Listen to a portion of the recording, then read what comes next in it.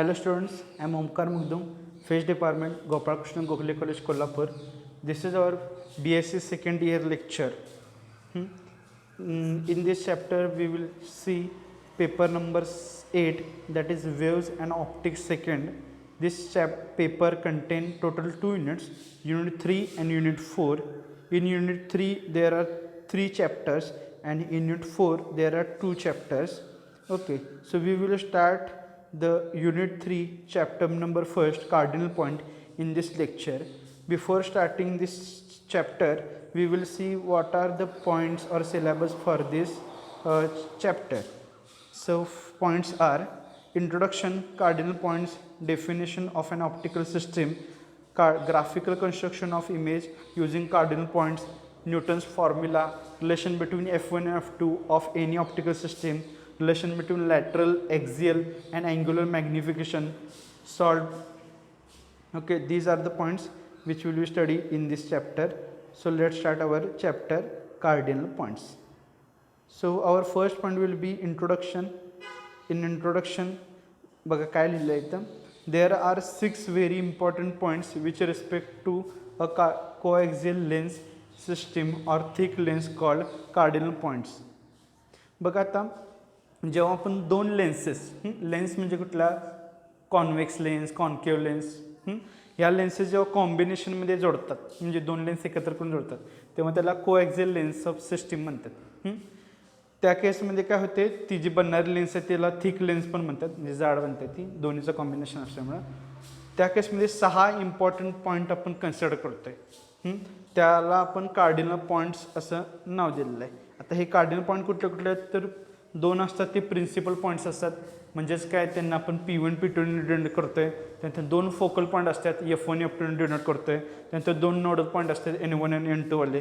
त्यानंतर next, the planes passing through these cardinal points and perpendicular to the principal axis of the lens are called coordinal planes. असे plane म्हणजेच प्रतल जे काय करतात, cardinal पॉईंटमधून pass होतात आणि परपेंडिक्युलर असतात प्रिन्सिपल ॲक्सिस ऑफ लेन्सला. प्रिन्सिपल ॲक्सिस लेन्सचा काय असतो, समजा ही लेन्स आहे, कॉन्व्हेक्स लेन्स आहे, आणि ह्याच्या सेंटरमधून जी पास होणारे हॉरिझॉन्टल लाईन असतात ह्याला प्रिन्सिपल ॲक्सिस म्हणतात. ह्याला परपेंडिक्युलर म्हणजे अशा टाईप काही ते प्लेन असणार आहे, तो 90 डिग्री असणार आहे परपेंडिक्युलर. ठीक आहे, त्या प्लेनला आपण कार्डिनल प्लेन म्हणतोय, कारण ते जे काही प्लेन आहेत ते कशातून पास होतात, कार्डिनल पॉईंटमधून पास होतात, म्हणून त्यांना कार्डिनल प्लेन म्हटलं आहे.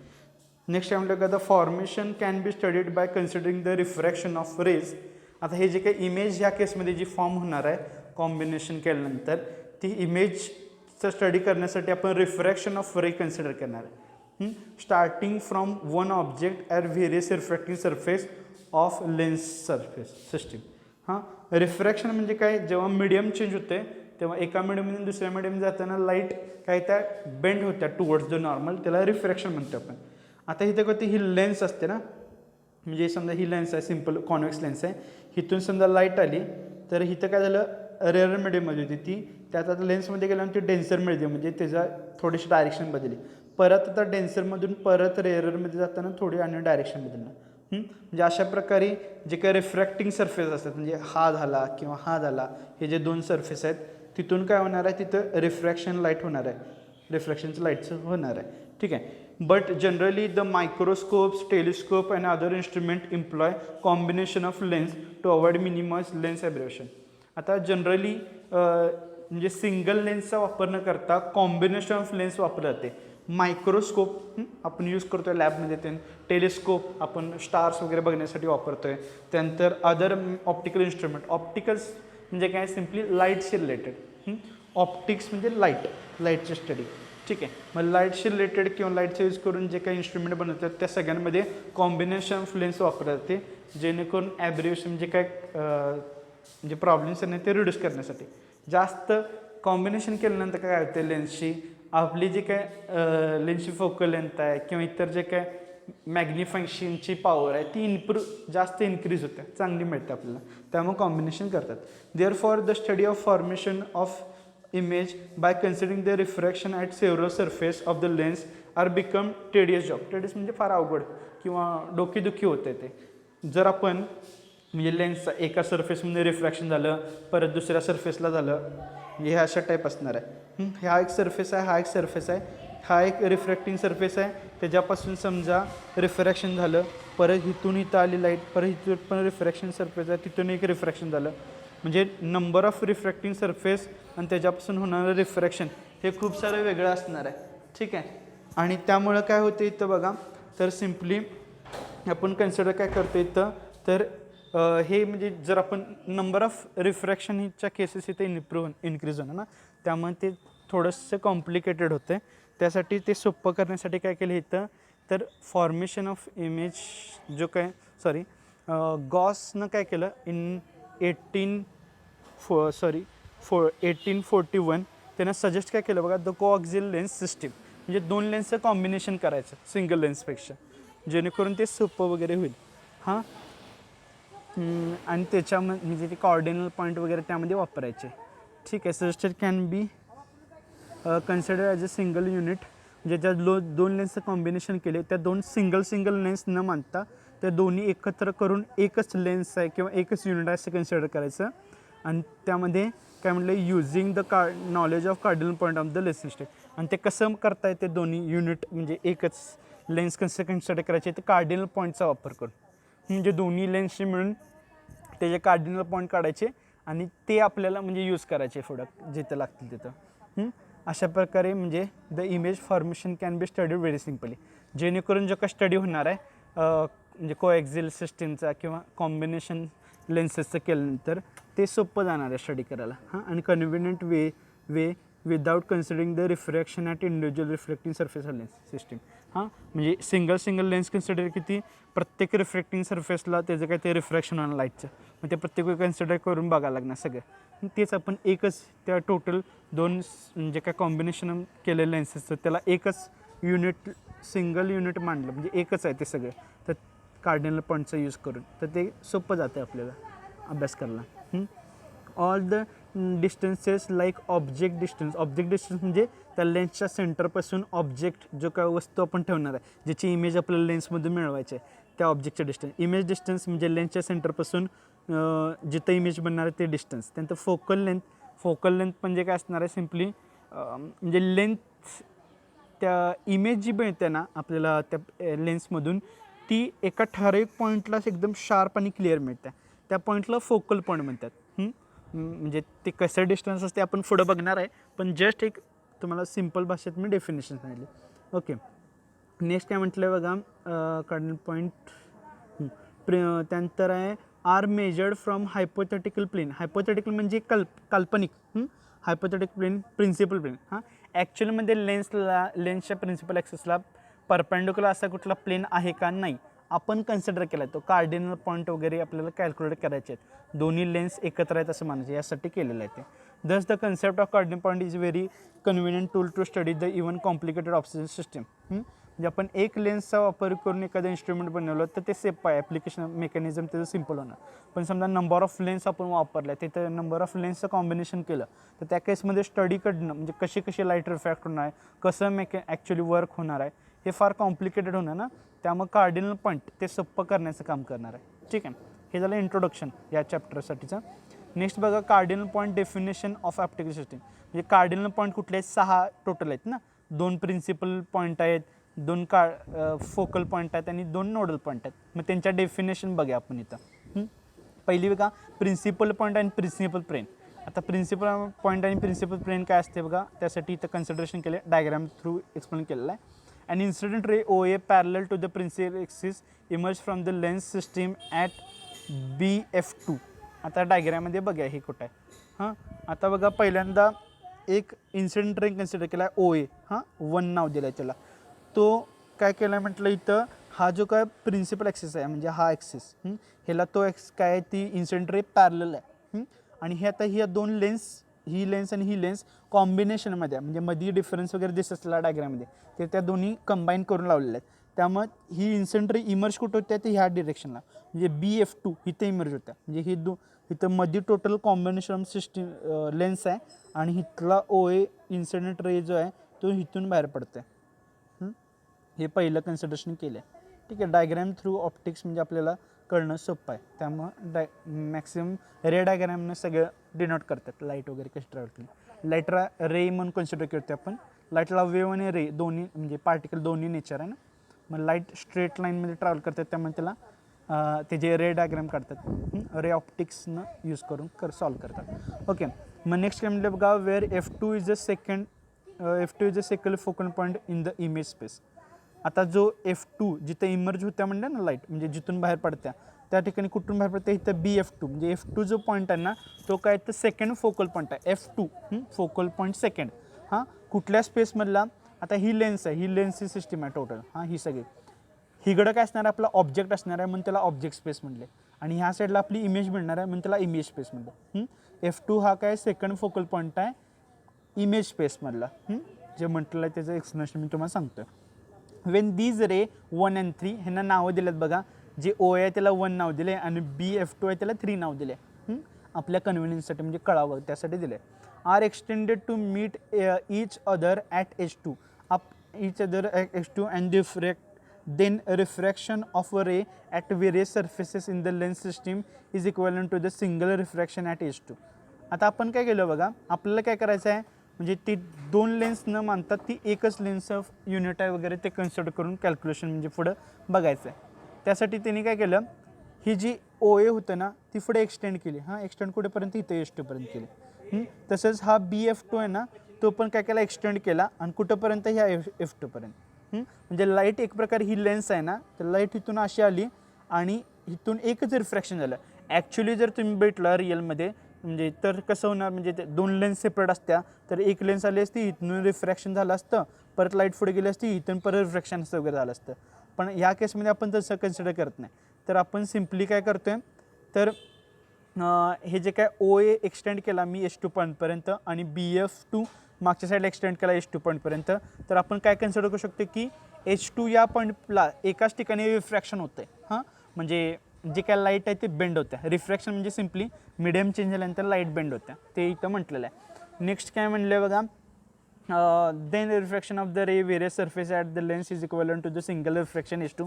हे सांगितले मी आत्ता. Similarly refraction of ray F1C through lens system as DE. आता नेक्स्ट रिफ्रॅक्टेड आहे F1C. आता F1C कुठं आहे तर बॅक साईडला येतं. या सिमिलर आता जसं भेटलं ना तसं ते सिमिलर आपण कन्सिडर काय केले, F1 similarly refraction of ray F1C through lens system DE may be काय म्हटलं, may be consider as single refraction at ray. हे काय आहे बघा सांगतो. आता दुसरी ही इन्सिडेंट रे पहिली झाली, आता मी दुसरी इन्सिडेंट रे कन्सिडर केली. हां, F1C म्हणायला. आणि ही बाहेर कुठल्या साईडनं पडणार आहे तर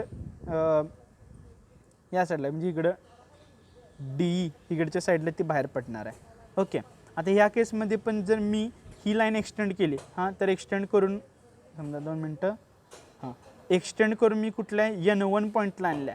हां, म्हणजे थांबा 2 मिनटं, काय म्हणले, सिमिलरली F1C जे ही F1C असणार आहे. ओके, ते काय केल्या lens system as a DE म्हणजे हां DEपासून इमर्ज होणार आहे. ओके, मे बी काय म्हटलं आहे, मे be consider as a single refraction at N1. हां, ठीक आहे. आता N1 म्हणजे नोडल पॉईंट आहे तो. ठीक आहे, आता ही पण एक्सटेंड करताना काय कन्सिडर केलं आहे की म्हणजे ही रे F1C आणि ही जी इमर्ज होणारी रे आहे ती एकाच म्हणजे ह्या नोडल पॉईंटपासून रिफ्रॅक्ट झाल्या. जसं ही रे आणि ही रे होती ना ती या H2 पॉईंटपासून रिफ्रॅक्ट झाल्या, तशी ही या N1 पॉईंटपासून रिफ्रॅक्शनसाठी म्हणजे सेम केस कन्सिडर केल्या दुसऱ्या इन्सिडेंट रेसाठी. ओके, त्यानंतर द प्लेन H1P1 आणि H2P1 ड्रॉन. H1P1 H2P1 कुठं आहेत, इथं दिसतात बघा. H1P1 H2P1 हे काय झाले प्लेन, प्रिन्सिपल प्लेन त्यांना म्हणतो आपण. ठीक आहे, तेच म्हणले बघा perpendicular the parallax principal axis. Principal axis म्हणजे काय म्हणलं मी, हा जो ॲक्सिस आहे त्याला प्रिन्सिपल ॲक्सिस म्हणतात. त्याला हे दोन्ही परपॅन्डिक्युलर आहेत बघा, इथं 90 डिग्री अँगल होते ना परपॅन्डिक्युलर, त्यांना आपण प्रिन्सिपल प्लेन म्हणतो, लक्ष ठेवा. त्यानंतर दस द प्रिन्सिपल प्लेन H1P1 आणि H2P2 are locus of point where the single refraction due to lens system is supposed to be occur. हां, ओके, ठीक आहे. आता ह्यांचं ही मिस्टेक आहे इथं. मगाशी आपण म्हटलं ना single refraction at N2, actually H1 पाहिजे ते. म्हणजे दुसरी जी रे आहे ना ती ही H1 पॉईंटला आणि ही जे एक्सटेंड केली ते इथं हा सिंगल पॉईंट असणार आहे या इन्सिडेंट आणि रिफ्रॅक्टेड रेचा रिफ्रॅक्शनचा. आणि पहिली जी ही रे आणि ही इथंपर्यंत आली आणि ही रे आपण इथं मागे एक्सटेंड केली इथं. हां म्हणजे हे 2 पॉईंट मिळतात जिथं आपण काय करतो आहे लेन्सचं सेपरेट रिफ्रॅक्शन न बघता एकच सिंगल पॉईंटला रिफ्रॅक्शन होते. म्हणजे OAचं H2 पॉईंटला होते आणि F1Cचं H1 पॉईंटला होते. त्या पॉईंटपासून या जे प्रिन्सिपल ॲक्सिस आहे यावर जर मी परपेंडिक्युलर ड्रॉ केला तर जो मला लाईन मिळते त्याला आपण प्लेन म्हणजे प्रिन्सिपल प्लेन म्हणतो. लक्षात ठेवा. आय थिंक आता हे क्लिअर का आलं असं सगळ्यांना. ठीक आहे. नेक्स्ट बघा आता काय म्हटलं आहे the points of intersection P1 आणि P2 of the principal plane with the principal axis हा प्रिन्सिपल पॉईंट. हां आता जे प्रिन्सिपल प्लेन्स आहेत ते काय करतात ही प्रिन्सिपल प्लेन आहे ह्या आणि हा हे काय करतात इंटरसेक्ट करतात या प्रिन्सिपल ॲक्सिसला P1 आणि P2 पॉईंटला आणि त्याच पॉईंटना प्रिन्सिपल पॉईंट म्हणतात. म्हणजे प्रिन्सिपल प्लेन प्रिन्सिपल ॲक्सिसला ज्या पॉईंटला इंटरसेक्ट करतात त्या पॉईंटला आपण काय म्हणूया प्रिन्सिपल पॉईंट्स P1 P2 अशी नावं दिलेली आहेत. लक्षात ठेवा. ओके. हे सगळं रे डायग्रामवरून आपल्याला एक्सप्लेनेशन कळू शकते. तेच इम्पॉर्टंट आहे. नेक्स्ट काय here it should be noted that the incident ray 1 and 2 आता भेटलं आपण 1 and 2 कुठल्या होत्या त्या OA आणि F1C directed toward H1 and appears to be come from H2. आता जो मी जर डायग्राममध्ये बैठलं तर ही रे आणि ही रे दोन्ही पण H1च्या दिशेने चालल्यात असं आपल्याला दिसते आणि बाहेर कुठनं पडायला दिसते तर इथनं अशा प्रकारे बाहेर पडायला दिसते. हां म्हणजे इथं आता ते म्हणजे आपण म्हणलं ना रिफ्रॅक्शनचा पॉईंट एक बनतोय ते त्या प्रकारे दाखवले. ठीक आहे. नेक्स्ट काय बघा काय म्हटलं आहे हां appears to be come from the H2 after emergence म्हणजे बाहेर पडल्यानंतर H2 पॉईंटपासून बाहेर पडल्यासारखं वाटते. म्हणजे तो जो 3 आणि म्हणजे हा वाला इथून असं बाहेर पडल्यासारखं वाटते. म्हणजे लाईट एंटर करत्या ती इथं H1ला जात्या 1 आणि 2 रे आणि बाहेर पडत्या कुठनं 3 आणि 4मधून या H2मधनं बाहेर पडल्यासारखं वाटते ते आपल्याला हां एक्सटेंड केल्यानंतर. हां नेक्स्ट त्यामुळे काय म्हटलं आहे so H2 is the image of H1. त्यामुळे H2 हा काय इमेज ऑफ H1 आहे म्हणजे H1ची इमेज आहे ती. हां म्हणजे त्या लाईनमधला सेम पॉईंट आहे तो. त्यानंतर or H2 is a conjugate point such that H1 P1 is equal to H2 P2. ठीक आहे. म्हणजे हे दोन्ही एकसारखे आहेत असं म्हणायचं आहे त्यांना. हा H1 P1 आणि H2 P1 हे कॉन्जुगेट म्हणजे एकसारखे आहेत सारखे समान आहेत इक्वल टू न डोंट करे. हे झालं आपलं. नेक्स्ट काय म्हणलं in other word object H1 is a first principal plane is imaged as H2 in the second principal plane. हां आता आपण काय म्हणते समजा या H1 ठिकाणचा म्हणजे जे काय ऑब्जेक्ट प्लेन आहे सॉरी थांबा in other word the object H1 is a first principal plane. हां जे काही H1 आहे तो काय आपला फर्स्ट प्रिन्सिपल प्लेन आहे त्याला P1 नाव दिले आपण. आणि नेक्स्ट काय imaged as a H2 in the second principal plane आणि H2 काय सेकंड प्रिन्सिपल P2 आपण नाव दिले त्याला. ठीक आहे. P2 नाव दिले with unit lateral magnification M is equal to 1. Magnification म्हणजे किती त्या लेन्सची मॅग्निफिकेशन म्हणजे झूम करून दाखवणार क्लिअर वगैरे त्याला मॅग्निफिकेशन म्हणतो आपण. M is equal to unit lateral magnification म्हणजेच M इज इक्वल टू 1 असते. And the principal plane are also called unit plane. हां त्या म्हणजे काय प्रिन्सिपल प्लेन आहेत फर्स्ट आणि सेकंड. हां हे कसे आहेत तर लॅटरल मॅग्निफिकेशन आहे त्यांचं म्हणजे 1 M इज इक्वल टू 1 आहे. त्यामुळं त्यांना आपण प्रिन्सिपल प्लेनना युनिट प्लेन पण म्हणतो आहे नाव दुसरं. ओके. हे झालं प्रिन्सिपल पॉईंट आणि प्रिन्सिपल प्रिन्सिपल पॉईंट्स आणि principal planes. Okay. Next point आहे फोकल पॉईंट्स आणि फोकल प्लेन. आता हे काय बघा first focal point F1 on the principal axis is a point in a object space. आता बघा हा जो फर्स्ट फोकल पॉईंट आहे हा इथं दाखवला आहे हा फर्स्ट फोकल पॉईंट हा कुठं आहे तर ही लेन्स आहे टोटल. हां म्हणजे लेन्सचं कॉम्बिनेशन हा त्याचा ऑब्जेक्ट स्पेस आहे. ऑब्जेक्ट स्पेसमध्ये हा F1 हा फोकल पॉईंट आहे हे तिथं म्हटलेलं आहे. नेक्स्ट काय म्हटलं आहे object plain such that the incident ray passing through the F1 emerge as parallel beam after passing through the lens system. हां आता ह्या केसमध्ये काय होते की ज्या काय F1 हा आपला प्रिन्सिपल ॲक्सिस आहे त्यामधून जो पास होणार आहे म्हणजे जे काय रे आहे इन्सिडेंट रे तो कसा होते या प्रिन्सिपल ॲक्सिसला पॅरलल म्हणजे इमर्ज होते, बाहेर पडताना पॅरलली बाहेर पडतोय. हा दिसते आपल्याला डायग्राममध्ये. तो फोकल प्लेनमध्ये हा इन्सिडेंट रे पास झाला आहे आणि हा इमर्ज होताना प्रिन्सिपल ॲक्सिसला म्हणजे हा प्रिन्सिपल ॲक्सिस टोटल त्याला पॅरलल टाईप बाहेर पडतो आहे. ठीक आहे. आणखीन काय म्हटलं बघा पुढं हे झालं. Second focal point F2 on the principal axis is a point of image space where an incident parallel beam converges at F2 after passing through the lens. आता इथं बघा जो सेकंड आपला फोकल पॉईंट आहे F2 तो कुठं आहे तर ही लेन्स आहे. हां या साईडला इमेज दिसते त्यामुळे तो इमेज स्पेसमधला फोकल पॉईंट F2 आहे. ठीक आहे. तो कसा आहे तर इथं म्हटलं बघा जे काय म्हणजे इथून पडण्याने जी इमर्ज होणारी किंवा बाहेर पडणारी जी काय रिफ्रॅक्टेड रे आहे ना ती ह्या प्रिन्सिपल ॲक्सिसला या F2 पॉईंटला म्हणजे कॉन्वर्ज होत्या म्हणजे एका ठिकाणी. हां कॉन्वर्ज म्हणजे एका ठिकाणी येणार असं त्या प्रकारे इथं म्हटलं. कॉन्वर्ज म्हणजे एका ठिकाणी येणार, डायव्हर्ज म्हणजे पसरणं. ठीक आहे त्या दृष्टीने घेतलं आहे. नेक्स्ट काय म्हणता येईल आपल्याला बघा. ओके हे झालं. The plane passing through F1 and F2 are perpendicular to principal axis. F1O and F2E are focal planes. आता F1 आणि F2 या प्लेनमधून जाणारे म्हणजे हे वाले F1O आणि F2E हे काय झाले फोकल प्लेन. हां कारण ते फोकल पॉईंट F1 आणि F2मधून पास होतात आणि ते कसे आहेत ह्या जे का प्रिन्सिपल ॲक्सिस आहेत त्याला परपेंडिक्युलर आहेत त्यांना आपण फोकल जसं प्रिन्सिपल पॉईंट सेम होतं ना. हे प्रिन्सिपल पॉईंट होते P1 P2 आणि ह्या प्रिन्सिपल ॲक्सिसवर ते काय होते परपेंडिक्युलर होते त्यांना आपण ह्याला काय म्हटलेलं प्रिन्सिपल प्लेन म्हटलेलं. तसंच इथं फोकल प्लेन म्हटलं सेम त्या टाईपच आहे. नेक्स्ट काय आहे the distance of first focal point from the second principal point is called first focal length F1 in the object space is F1 P1 is equal to F1.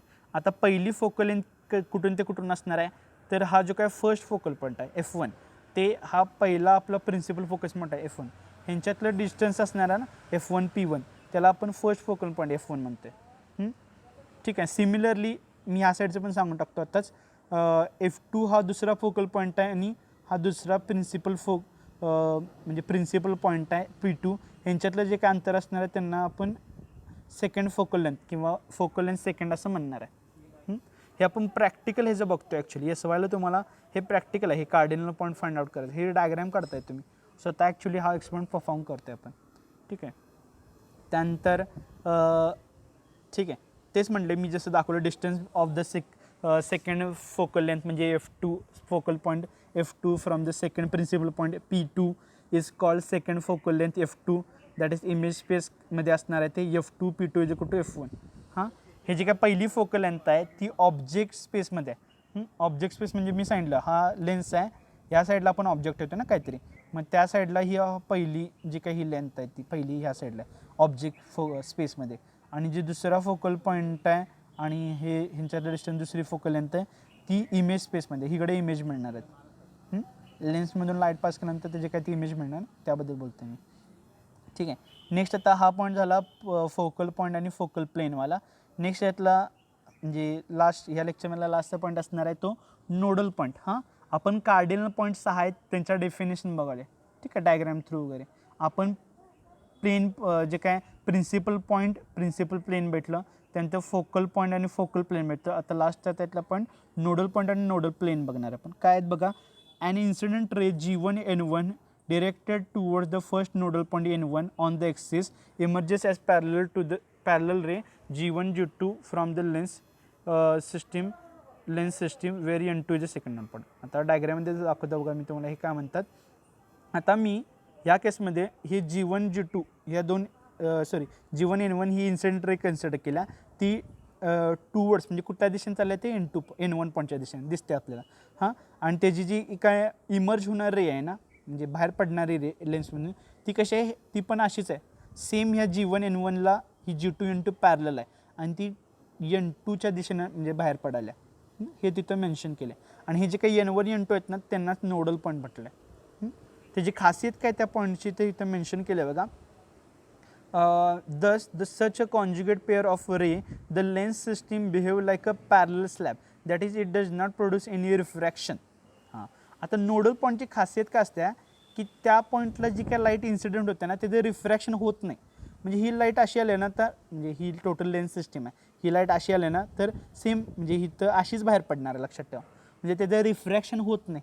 Nodal पॉईंटला जी म्हणजे pass होणारी जी line असते ना ती तशीच parallelly पुढे जाते, म्हणजे इथून येते इथून पुढे जाते, म्हणजे जर रिफ्रॅक्शन होत नाही या केसमध्ये. पॅरल स्लॅब म्हणजे तिथं रिफ्रॅक्शन होत नाही असं म्हटलं आहे तर नोडल पॉईंटच्या ठिकाणचं. does not produce any refraction. Okay, if theta 1 and theta 2 the angle made by the incident and emergent ray with the axis per respectively, then angular magnification is given as. आता theta 1 theta 2 कुठे आहेत angle दाखवतो तुम्हाला. जो incident ray आपण consider केला कुठला, हा G1 N1 हा या प्रिन्सिपल ॲक्सिस बरोबर जो अँगल करतो त्याला थीटा 1 म्हटले, आणि हा जो बाहेर पडणार इमर्जिंग म्हणजे बाहेर पडणारा जो रे आहे तो जो प्रिन्सिपल ॲक्सिसवर अँगल करतो त्याला आपण थीटा 2 म्हटलं. ओके, म्हणजे हे थीटा 1 थीटा 2 ह्याच्यावरनं आपण मॅग्निफिकेशनचा अँगल किंवा अँग्युलर मॅग्निफिकेशन लिहू शकतो. ठीक आहे, अँग्युलर मॅग्निफिकेशन ठीक आहे काय असणार ते ML is equal to tan theta 1 upon tan theta 2. Theta 1 theta 2 काय आहेत आपण बघितलं. Since incident and emergent ray are parallel to each other, जसं G1 N1 आणि G2 N2 पॅरलल आहेत एकमेकांना, त्यावर मी काय म्हणू शकते जे काय अँगल ते बनवणार आहेत थीटा 1 थीटा 2 तो सेम असणार आहे. म्हणजे tan theta 1 is equal to tan theta 2. कसं तर तुम्ही तर ऑब्झर्व डायग्राममध्ये कळते सिम्पली बघा. हा प्रिन्सिपल ॲक्सिस आहे, हा त्याचा इन्सिडेंट रे आहे G1 N1 आणि हा G1 N2 आहे. आता हे दोन्ही अँगल जर सेम असतील, हे दोन्ही एकमेकांना पॅरलल आहेत, म्हणजे साहजिक आहे ह्यांच्यातला अँगल जो आहे थीटा 1 थीटा 2 सेम असणार आहे. त्यावरूनच मी tan theta 1 is equal to tan theta 2 म्हणू शकते ना. समजा तो 45 हा 45 म्हणजे टॅन 45 दोन्हीच्यासाठीचा सेमच राहणार आहे, त्यासाठी म्हटलं मी. ठीक आहे, नेक्स्ट टाइम म्हटलं हे झालं. Okay, therefore ML is equal to 1. का 1? समजा टॅन थीटा 1 आणि टॅन थीटा 2 सेम असतील, समजा ह्याची व्हॅल्यू 5 आहे तर ह्याची पण व्हॅल्यू 5च आहे ना सेम असल्यामुळे 5 5 घेतला 1 येणार आन्सर. तुम्ही काय पण व्हॅल्यू घ्या सेम असल्यामुळं आन्सर MLचं 1च येणार आहे. जे काय अँग्युलर मॅग्निफिकेशन ते 1च राहणार आहे. Thus nodal point N1 and N2 are conjugate pair of points on the axis having angular unit angular magnification. Unit म्हणजे 1. हां, ML म्हणजे अँग्युलर मॅग्निफिकेशन इथं 1 येतं आहे, त्यामुळे N1 आणि N2 हे जे पॉईंट आहेत नोडल पॉईंट ते कसे आहेत कॉन्जुगेट पेअर ऑफ पॉईंट आहेत, ज्यांची जी काय अँग्युलर मॅग्निफिकेशन असते ते युनिट आहे किंवा युनिट अँग्युलर मॅग्निफिकेशन आहे. ठीक आहे, या एका डायग्रामवरनं सगळे कार्डिनल पॉईंट आपल्याला कळतात. मी लास्ट थोडंसं समराईज करतो बघा. इथं P1 P2 हे काय ते आपली प्रिन्सिपल पॉईंट्स प्रिन्सिपल पॉईंट आहेत. ठीक आहे, त्यानंतर नेक्स्ट हे H1 P1 आणि H2 P1 हे काय आहेत प्रिन्सिपल प्लेन्स आहेत, प्रिन्सिपल प्लेन्स आहेत. ओके, त्यानंतर हा F1 F2 हे काय आहेत फोकल पॉईंट आहेत F1 F2. ओके, त्यानंतर हा OF1 आणि EF2 हे काय आहेत तर फोकल प्लेन आहेत दोन्ही पण. त्यानंतर हे F1 ते P1 हे काय झालं फोकल लेंथ F1 झाली, आणि P2 ते F2 हे काय झाली फोकल लेंथ F2. हे आपण काढतो लेन्सची फोकल लेंथ आपण फाइंड आउट करतो प्रॅक्टिकलमध्ये पण. ठीक आहे, आणि लास्टला नोडल पॉईंट भेटले म्हणजे हा पॉईंट नोडल आणि हा हा N2 हा आणि हा पॉईंट हे दोन नोडल पॉईंट आहे N1 आणि N2. या ठिकाणी रिफ्रॅक्शन होत नाही आहे, तशी parallel incident parallelly pass out होत्या. हे आपल्या म्हणजे समराईज केलं थोडंसं लेक्चर मी. ठीक आहे, नेक्स्ट पॉईंटला पण आपला जो काय नेक्स्ट पॉईंट आहे ह्याच्यापुढचा तो कंटिन्यू करूया. आय होप तुम्हाला सगळं कळलं असेल. थँक्यू.